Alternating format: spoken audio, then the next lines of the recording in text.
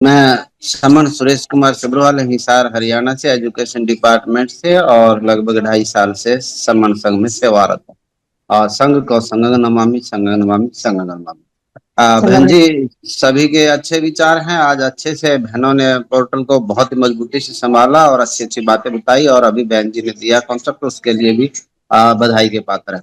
और मैं अपनी बात को इसलिए जोड़ना चाह रहा था कि आज मुझे बुद्ध विहार में उसमें जाना पड़ा। वहाँ संगति लगी हुई थी। जो बुद्धिस्ट है, हमारे बोधाचार्य धमशील हैं, और इधर कबीर छात्रावास समन कबीर भवन में, जो महासमन कबीर भवन में भी मीटिंग समन संघ की थी।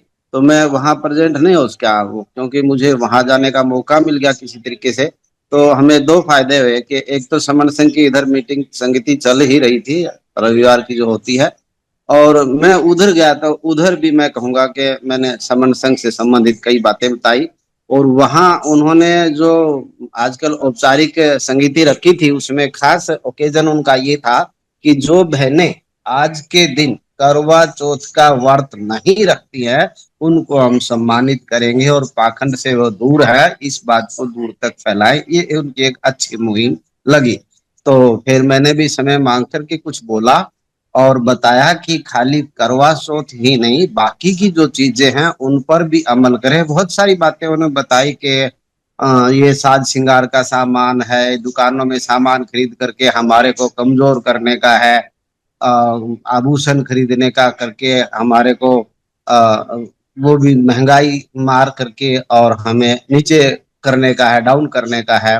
बहुत सारी बातें उसमें चली। तो मैंने उनको जोड़ते हुए कहा कि ये वर्क खाली इसका ही नहीं, हमने और चीजों को भी ध्यान करना है। और यहाँ से घर जाने के बाद आप सब बदल ना जाएं, क्योंकि वहां जाकर के हम वही पूजा पाठ की और भजन कीर्तन मोबाइल में यूट्यूब में लगा देते हैं। तो वो चीजें ना करें, क्योंकि अन्यथा हो जाएगी ये मीटिंग। और जहां तक रही बातें ऑर्नामेंट खरीदने की, तो वो पुरुष जो है, हम किसी भी महिला से, हमारी बहने से काम कराने का लालच देकर अंगूठी है, पजेब है बनवा सकते हैं, और वो अच्छे से दौड़ दौड़ के काम करेगी। तो मैंने कहा कि अगर इसी तरीके से ये पाखंड की चीजें इनको ना लाए, अगर ऐसी ही बात होती तो 4-4 किलो की हम पजेब बनवा देते हैं, कानों नाकों में डाल देते हैं। तो ये एक बेड़ियां हैं, इन बेड़ियों से दूर रहें, इनसे बचें। और अब हमारी जो बहनें हैं, महिलाएं हैं, वो आने वाली पीढ़ी में कोई नाक और कान ये ना बिंधाने की कोशिश करी, क्योंकि जो अपने आप को अग्रणी कहती हैं औरतें, महिलाएं कई कई सारी, वो नहीं करवाती हैं ये आंखें कान और नाक में इस तरह का। अ, मैंने कहा ये नहीं फुड़वानी चाहिए, क्योंकि उसमें अंधविश्वास आ जाता है। हमारी एक अभी पोती हुई है, तो उसको मैंने यही कहा, मेरे बड़े भाई के यहाँ उन्होंने कहा मैं इनके नाक कान करवाता हूँ। मैंने कहा भाई साहब ये नहीं करना। बहुत सारी हमारी जो बड़ी जो समन महिलाएं या बड़ी महिलाएं हुई हैं नामी गिरामी, उन्होंने ये सब नहीं करवाए थे, उनका विरोध किया था। तो ये नहीं करना है। तो दूसरा मैंने बताया कि बिजनेस की तरफ आए आप, और बिजनेस के लिए चलेंगी तो हम ये पाखंड से और ये जो बेकार की चीजें खरीद लाते हैं, साड़ियां हैं, दुपट्टा है, आज के दिन पता नहीं क्या क्या डिमांड हो जाती है, क्योंकि पाखंड है तो वो बोलने लगती हैं। तो वो ना करें और घर पे तंग ना करें, नाराज ना हो। दूसरा फिर हमने बताया कि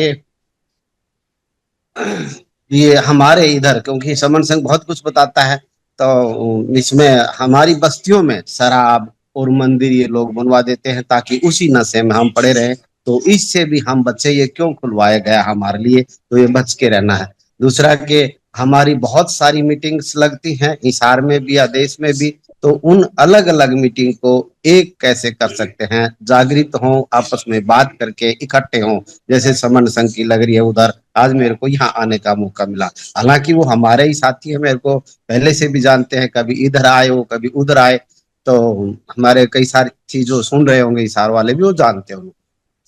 और आ, कई बातें बताते बताते फिर मैंने कहा कि जो समन सिंह की मीटिंग है उसमें भी ज्वाइन करें। और मैं ये हमारे जितने भी महासमन हैं, बुद्ध भगवान बुद्ध हैं, ये सभी के एक विचार है। तो उनमें से किसी ने कहा कि बुद्ध बन जाएंगे हम, बुद्ध को मान लेंगे तो सब इकट्ठे हो जाएंगे। नहीं, फिर खुद ने ही बोल दिया कि उनका जो बौद्ध मठ बना लेते हैं, वो वहीं के रह जाते हैं। तो हमने कहा यही तो समन सिंह बताता है, आप अलग अलग टुकड़े टुकड़े हो जाते हैं सारे। जितने भी आज के बुद्ध मठ, जिसने भी आपने 25,000 की कोई जमीन दे दी दान करके, अब उनका तो वो हो गया, उससे आगे निकलते नहीं, और मांगेंगे दूसरी और जमीन से अपना बुद्ध मठ बना लेंगे।